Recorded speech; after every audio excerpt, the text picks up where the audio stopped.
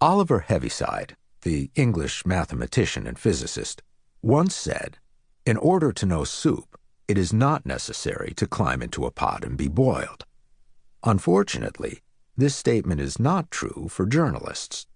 As a writer of what's called literary nonfiction or creative nonfiction, narrative that is said to read like a novel but is factually verifiable, it has often been my practice to climb into the soup. Getting boiled with your characters is a good way to get to know them, but it has occasionally led me into frightening situations. Some years ago, while I was researching The Hot Zone, a book that focuses on the Ebola virus, I may have had a meeting with an unknown strain of Ebola. A virus is an exceedingly small life form, an infectious parasite that replicates inside living cells, using the cell's own machinery to make more copies of itself. Ebola has now been classified into 7 different known types. Though it has been studied for more than 30 years, Ebola is one of the least understood viruses in nature.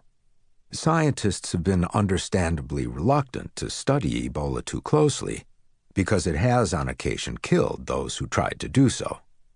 The virus was first noticed in 1976 when it surfaced in Yambuku, Zaire, now the Democratic Republic of Congo, near the Ebola River, where it sacked a Catholic mission hospital, killing most of the medical staff along with a number of patients and people the patients had come into contact with.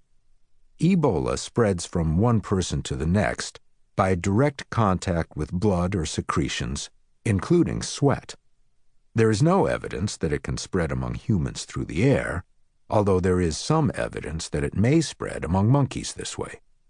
As a parasite, Ebola carries on its life cycle in some unidentified type of animal, Ebola's natural host, that lives in certain unidentified habitats in equatorial Africa. Occasionally, Ebola comes into contact with a person, and the virus makes what is known as a trans-species jump from its host into the human species.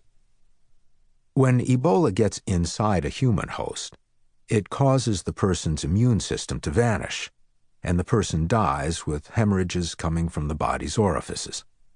The most lethal strains of Ebola have been known to kill up to 95% of people who become infected with it. Ebola causes people to vomit masses of black blood with a distinctive coffee grounds appearance. Victims can have a bright red nosebleed or epistaxis. It won't stop. A spotty, bumpy rash spreads over the body, while small star-like hemorrhages appear beneath the skin. An Ebola patient can have blood standing in droplets on the eyelids and running from the tear ducts down the face. Blood can flow from the nose, mouth, vagina, rectum. The testicles can become infected with Ebola and can swell up or be destroyed. Victims display signs of psychosis. They can develop endless hiccups. Rarely, in particularly severe cases of Ebola, the linings of the intestines and rectum may come off. Those membranes may be expelled through the anus in rag-like pieces called casts, or the intestinal lining can emerge in the form of a sleeve, like a sock. When an Ebola patient expels a sleeve, it is known as throwing a tubular cast.